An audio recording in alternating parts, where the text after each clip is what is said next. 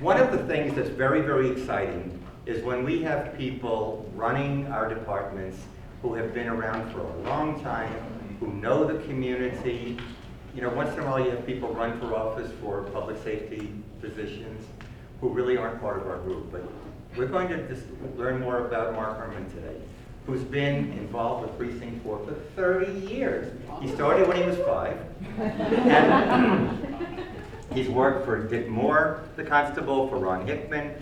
In February of 2015, he graduated from the Leadership Command College, class 72. I'm not even going to read all this stuff. He's going to tell you all the things about him, because I want you to really have time to hear his presentation. But we are excited, we are very blessed, we're very fortunate to have a man of this caliber taking over when Ron Hickman moved to sheriff. Let's give him a rousing applause.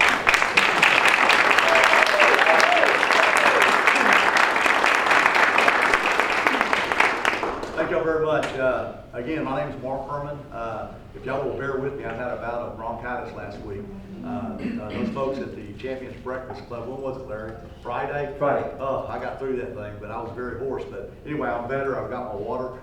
Just a little bit about me. I want to tell you about where we've been in the last 5 months. I mean, it seems weird that it's been 5 months since our boss, Ron Hickman, has been gone over to the sheriff's office. But in the blink of an eye, it's been 5 months. I want to tell you about where we've been in the past 5 months, what we've done, and then Larry asked me to do something a little different. Normally when I speak, I usually come in and just speak. I don't have anything set, and it kind of flows. But today I put together a brief PowerPoint presentation, excuse me, that kind of details some of the things we do. And during that time, if you have any questions, y'all can ask questions, or you can wait till the end. But in May the 19th, 2015 was a day that changed my life forever. If you would have told me 8 months ago that I'd be standing here today as your constable, I would be shaking my head saying, nah, it's not going to happen. We've had other people that were much better qualified than I was. When Rob became sheriff, he ended up leaving and taking 6 command staff folks with him. We at Precinct 4, we did not reinvent the wheel. We have promoted from within our organization. Some of these guys, like Captain Schultz back here, have been, what, 24 years? Chief Donald Stewart's been there over 20-something years. We promoted from within our organization folks that knew the job, and it gave us an opportunity to have folks kind of fill in those spots. During that time, the first thing we did was, once we got everybody in the organization calmed down that there were no changes, we weren't reinventing the wheel, is the staff and I sat down and we've determined that Precinct 4 really and truly started to outgrow ourselves. We started outgrowing our equipment, our cars, our computer systems. A lot of the time, we had like, I want to say 18 to 20 something openings that weren't filled. So the first thing we did was we said we need to stop and take a step back so we can make sure that we're providing the best service we can. We quit accepting law enforcement contracts quietly for about 2 months. And we started our hiring process and field training to get those positions filled, to put more boots on the ground to serve our subdivisions. 91% of our workforce is derived from the people, from HOAs, MUD districts, people that want us as additional law enforcement. Since May the 19th, we have put a total of, what is it, D, about 34 additional boots on the ground out here in North Harris County. And those troops are out working right now. Our visibility's up. You know, we're doing what we need to do to control crime out here.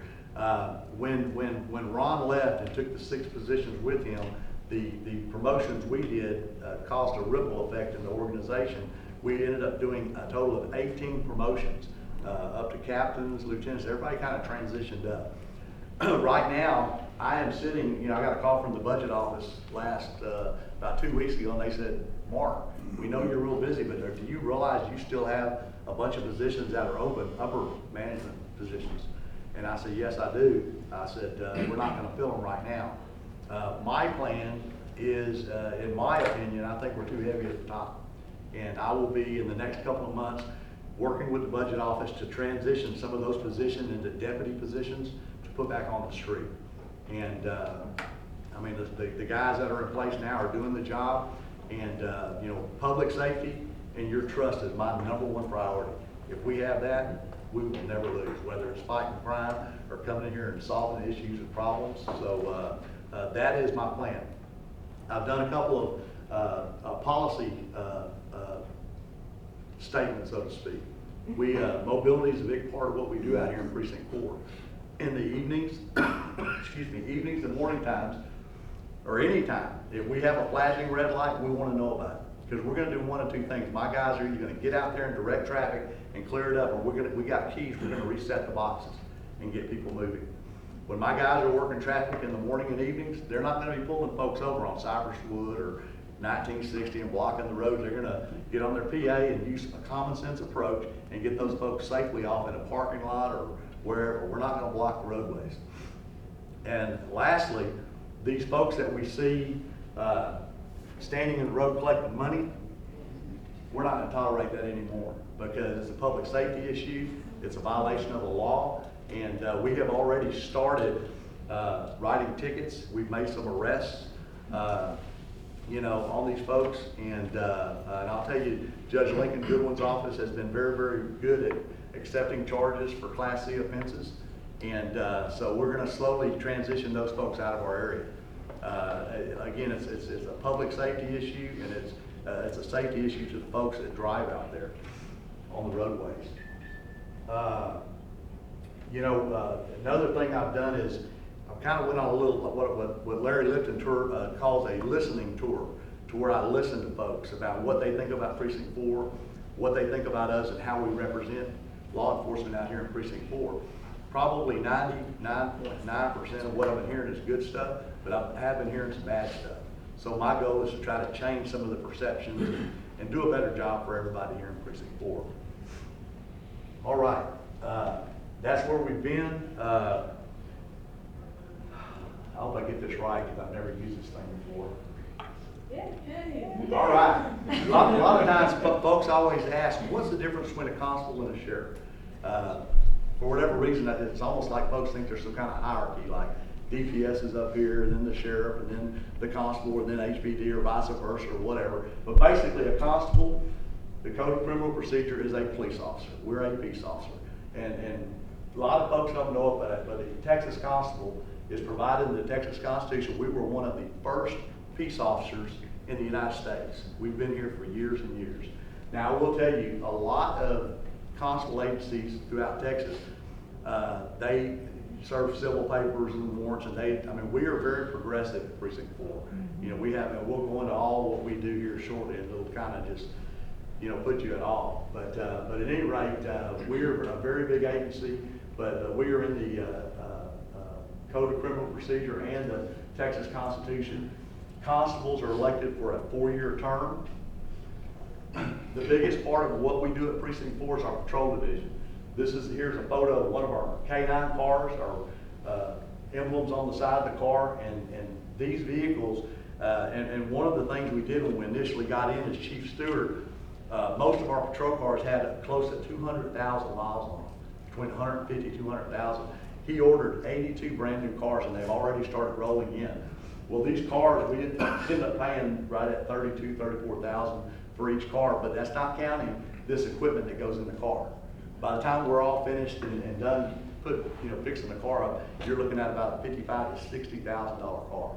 But all these cars are equipped with MDT laptop computers. This allows the deputy to actually take a report, to go park at the community park or at the front of the subdivision, enter their reports, and keep an observation of the area they patrol. They have fingerprint readers. We pull over these folks that give you a bad name or they don't want to say who they are. Actually, a couple of the homeless guys that we confronted and didn't have an ID, they lied to our officers about who they were, and when they put them on the old fingerprint deal and come up and hit, they had warrants out, and they ended up arresting them on the hit they got on the fingerprint reader. We have the DL swipers now. The days of us getting out with a ticket book and writing them on the side of the road, now they'll get your license, walk back to the car, swipe it, it immediately, your information comes up and the ticket prints out and they give you a ticket and move on. The same thing with the thermal printers.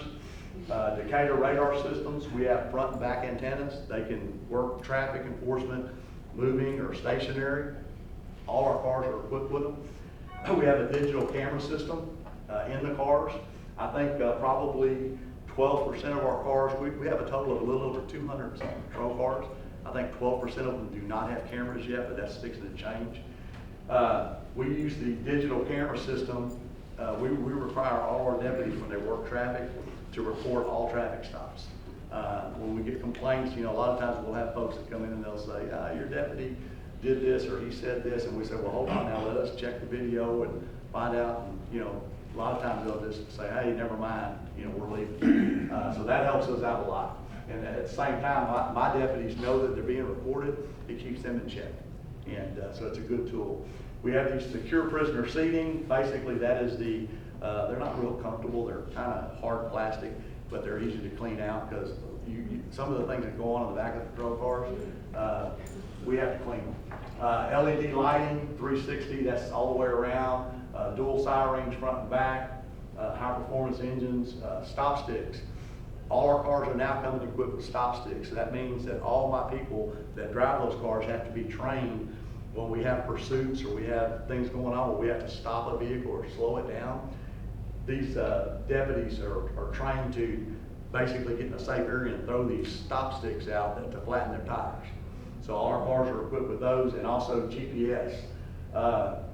We had a situation last night where Chief Stewart he called me at 2 o'clock in the morning, excuse me, and one of our deputies got on the radio and said, I'm trying to catch a fast one, whatever. Then they couldn't get hold of it. And luckily, with our dispatch seeing where he was at, we were able to send units to that area. He ended up having a wreck and crashing out, hit some trees and all that. So our accident folks will be working that out to find out exactly what happened. But GPS is a big part of officer safety now. And same thing with our communities. The communities we serve, if they say, well, hey, we haven't been seeing your deputy, we can go pull his GPS or her GPS and see, it literally paints a picture day by day of where that car's been. And hopefully we've got subdivisions, and I'll ask Chief Stewart for this occasionally, say, show me the GPS for Ponderosa. And it better be colored pretty good. In other words, they better be in Ponderosa. So at any rate, this is what our cars have in them, the equipment we use. Okay, duties of a constable. We have patrol and we have district and contract personnel.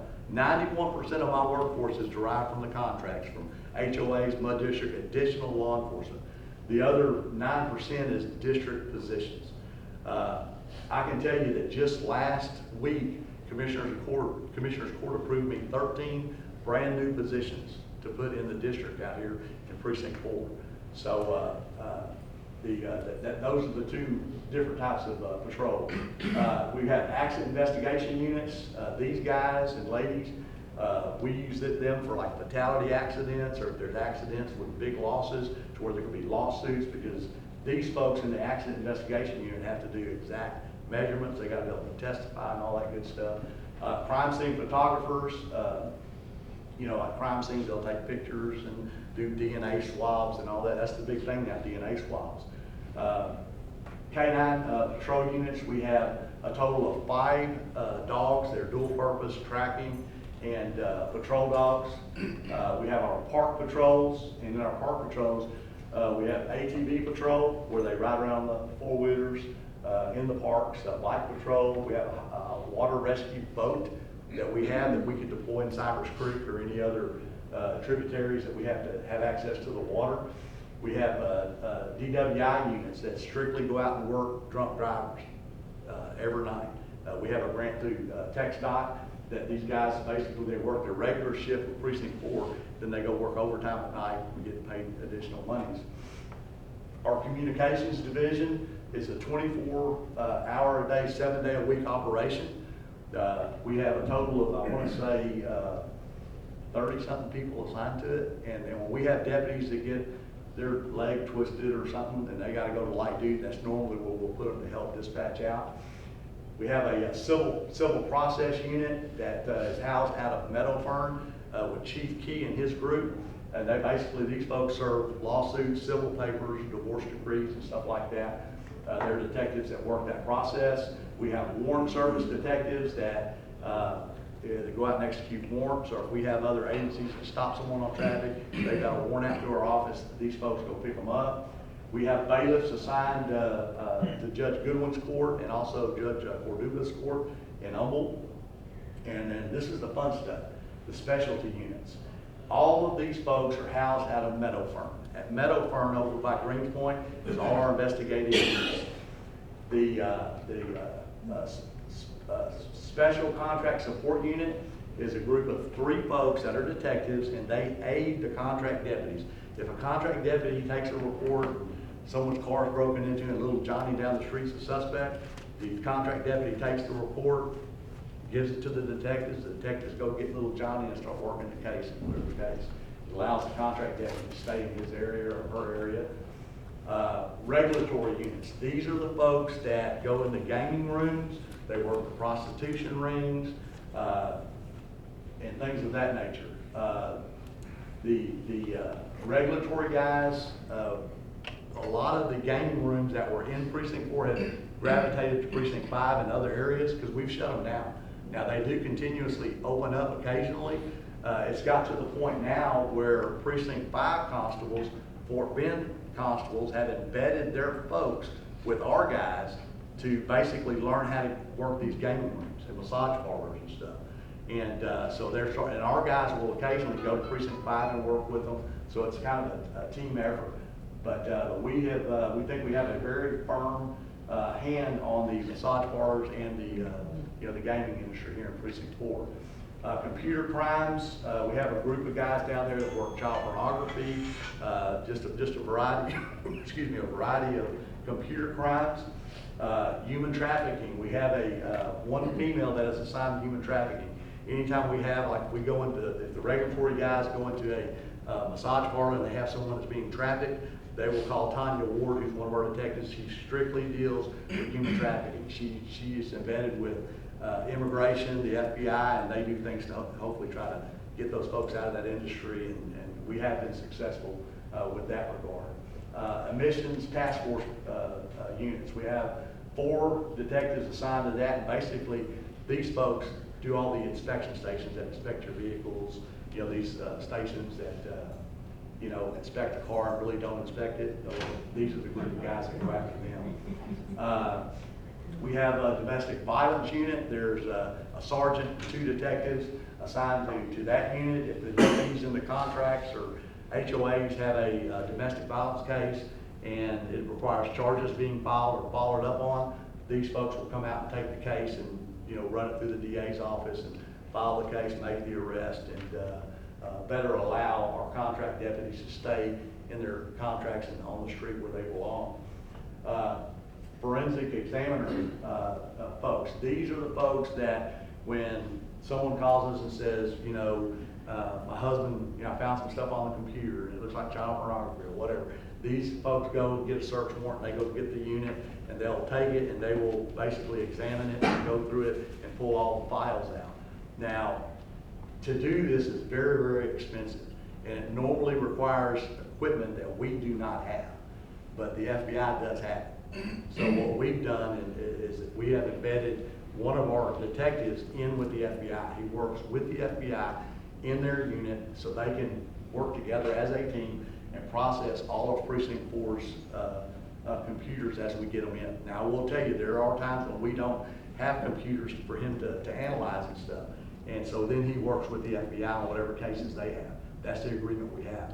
But the equipment that they have costs hundreds and hundreds of thousands of dollars to use it. And trust me, it's a cheap offset in order for us to have that benefit. All right. We here at Precinct 4, we are the largest constable agency in the United States. By the end of this year, we'll be knocking right at about 500 employees.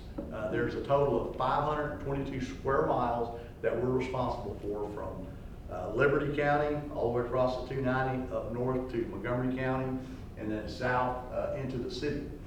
And some of the city, like Willowbrook Mall and some of the other areas, they have annexed are in Precinct 4, and we will respond to calls for service if we're called.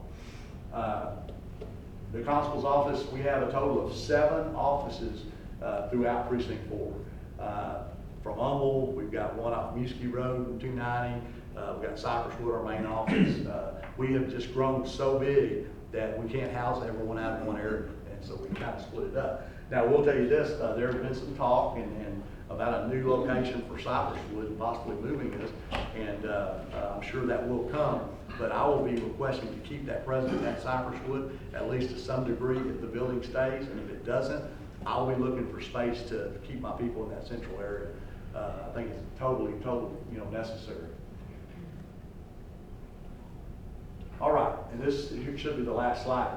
Now, I'm not going to go through all of these, but I'm going to just briefly touch on them. For 2014, we wrote close to 90,000 traffic tickets, 30,000 warnings, almost 4 million miles on patrol cars, filed over 4,000 charges. You can see the felony charges, the misdemeanor cases. That's a lot of stuff.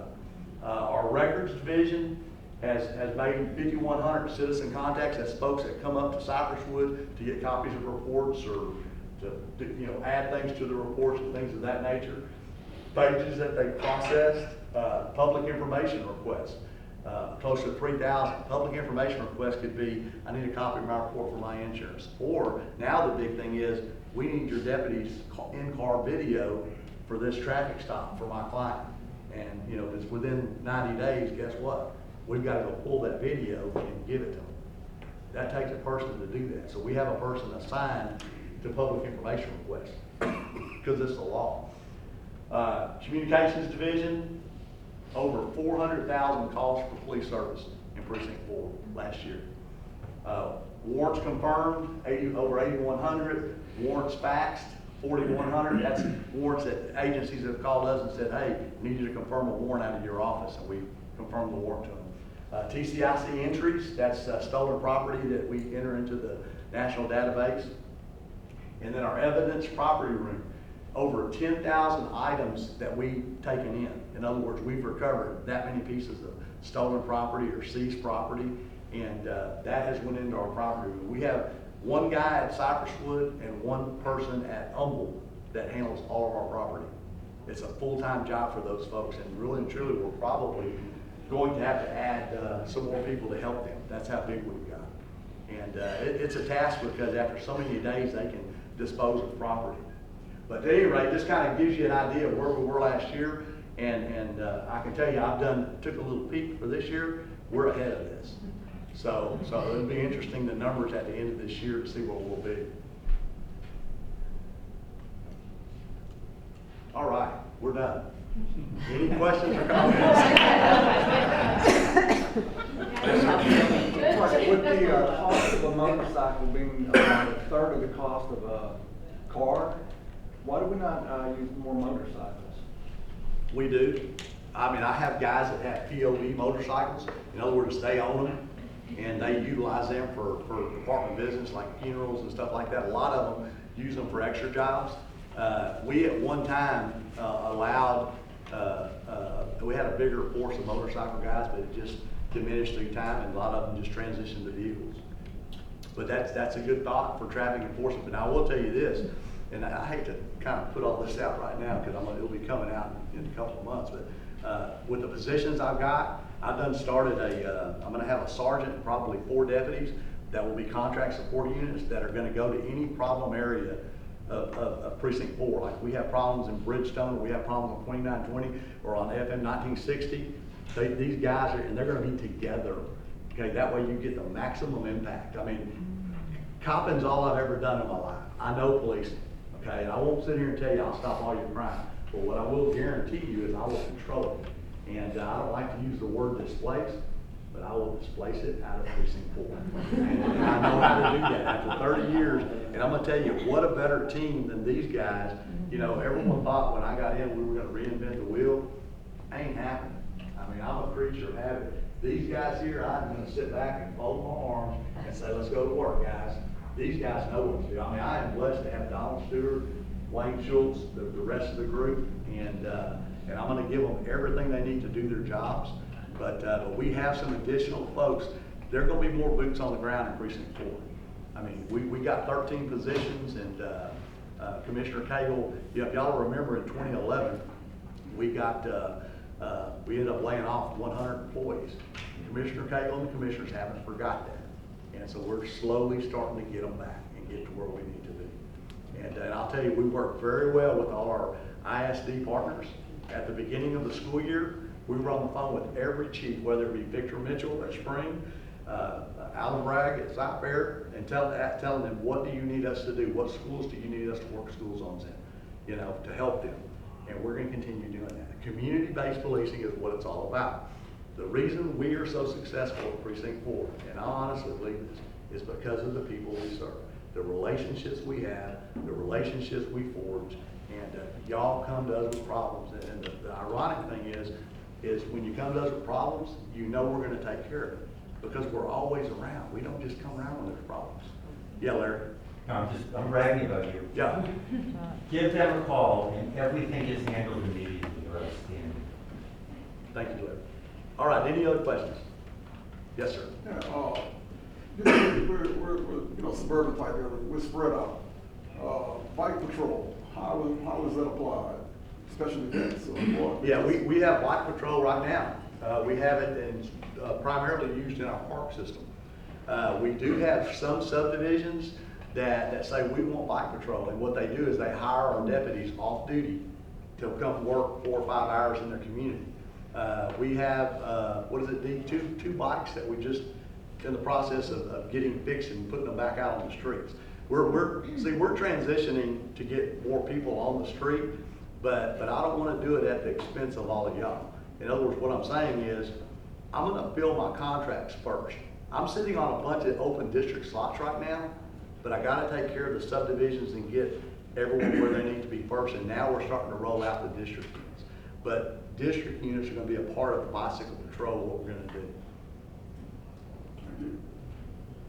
Any other questions? Yes, ma'am. What's the law with regard to panhandling in a parking lot? Right. Rather than on a medium neutral? Right. Well, the law is that if you own that property and you don't want them there, they will be asked to leave. I can tell you that, like the panhandlers that are on the road. Now understand, I don't know, how many of y'all saw the video the other day of two of my guys went to approach a panhandle. Larry saw it. And nowadays, and we tell our folks in roll call, you better pay attention out there and you better be doing the right thing because everyone's watching you and everyone's got a video camera and blah, blah, blah. And it really helps keep everyone in check.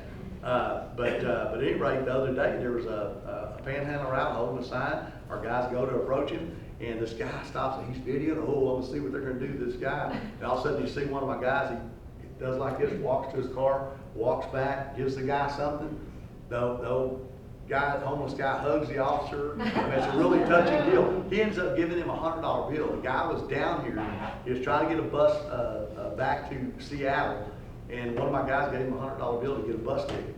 And my guy didn't have to do that. I called my guy in and spoke to him. I said, look, man, that's very admirable, He said, well, I had the money. It's the right thing to do. And, so we're not just out here to stop them from what they're doing. We also give them literature that says, hey, we can book you a bed tonight at the Salvation Army or Purple Heart. We can help you. What do you need help with?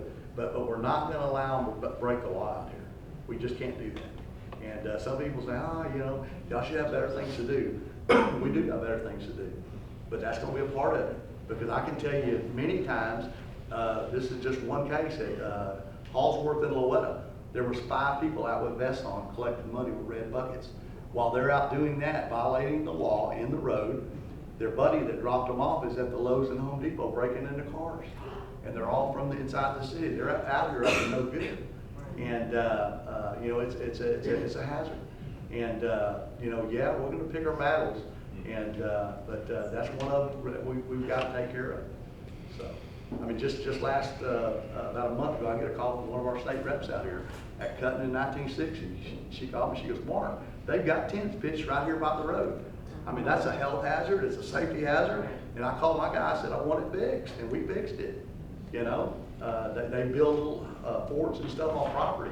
We literally, it takes some work to do this, but we get with the property owner and we say, look, you've got people living out here, is this what you want? Because if it is, we're calling the health department and getting them out here, and you need to get out here too. And they usually, they'll say, we'll sign a criminal trespass affidavit, they sign it, we get it on file, and we go tell those guys, look, you're not wanted here, you need to leave. If you don't leave, we're gonna put you in jail for criminal trespass. And that's a Class B misdemeanor, that's not a ticket. And normally the guys will move. So, we're not out here just to stop them from what they're doing, we try to help them as much as they wanna be helped. Yes, ma'am. Number one, did that guy get his money back? Was he reimbursed?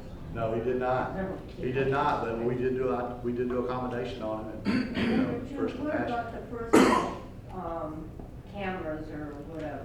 The body cams? Where would they be on a man? The body cam? Or what are you talking about? Yeah, instead of just in the cars, the cameras. well- But body, is Yeah. that what you call them? Yeah, yes ma'am, body camera. Where would they be on you? Well, a lot of our guys wear them right here. Really? Yeah. Okay. Mhm. Yeah. Yeah, we see, a lot of people don't know this, but we've been wearing body cameras for 4 or 5 years. Right. I mean, I don't have every one of my guys that has one, but let me tell you, if the in-car video is for the vehicle, okay? But when my guys get out and come to your house and there's a volatile situation, we all carry pocket tape recorders. We require them to tape. We require that. There's nothing wrong with that. And that way, if something's said or something, they use that as evidence in court for whatever the problem is. And when people start complaining, we say, well, let's listen to the tape. And I'll tell you, I'll be the first to tell you, sometimes my guys make mistakes. And we redirect them and get them back on track. And we say, look, there's a better way you could have handled it. So we learn from them too. But I'm gonna tell you, I've been copping for 30 years. And I can tell you the police profession is the hardest to manage. They're the hardest. You know why? Because when they're out there on the street, you get a 21, 22-year-old kid, and that's what we're getting now. They get out there, they got a gun, they got a badge. They're the boss. There is nobody the boss other than the sergeant when he's around. And so no one tells these guys what to do. So when you tell them, hey, get in your car and go get that call or whatever, I mean, they respect these guys because we understand it. But you let the police department get out of control or you let them start running them up, you got problems. And so again, I'm very proud of the line management that we have. And, but the body cams and all that stuff, it helps keep our folks in check. It really does. Yep.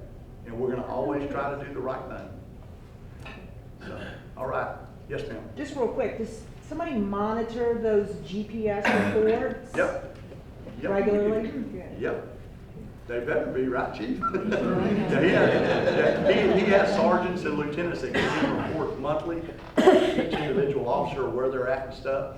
Now, and I'll be the first to tell you, we've had subdivisions call and complain before and say, well, I haven't seen my dad. And they start looking, we say, what in the world is he doing way over here? So, and of course, it's a management deal. And we have to tell the street guys, don't be sending him on calls that are 4 miles from where he's supposed to be. I mean, we at Precinct 4 are big enough that we have, in some areas, we got 12, 15 deputies on at one time. There's no sense to send somebody over when there's other, and that's a management deal. But a lot of these officers, they will hear a call drop and they'll just take it. And the sergeant, he's out there doing whatever he's doing, not paying attention, letting them run wherever they're going.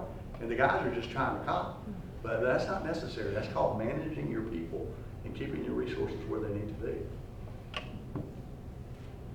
Are you guys gonna be getting any additional body cams since that's kind of the Yeah. movement to protect everyone? I know that, and I've heard folks talking about the state legislature has seized money from something and Right. they're gonna allot it to each agency.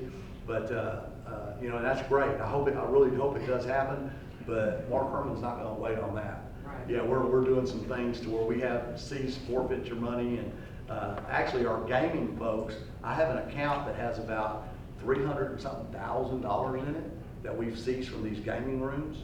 And we can spend that for whatever we need in law enforcement, whether it be body cameras and stuff like that. But I need stuff now. Like we need the 82 cars. We moved some stuff around and said, we need this now. We need over $100,000 worth of computers. We need these positions here. And I'm more of a today guy. Right. Now, if that other stuff comes, that's great. Because Yeah. we use those to blend in. So. Yeah, it's just a different angle, the direct on angle of the threat you're facing versus somebody that's in a crowd or holding a phone up. I think it's just Right.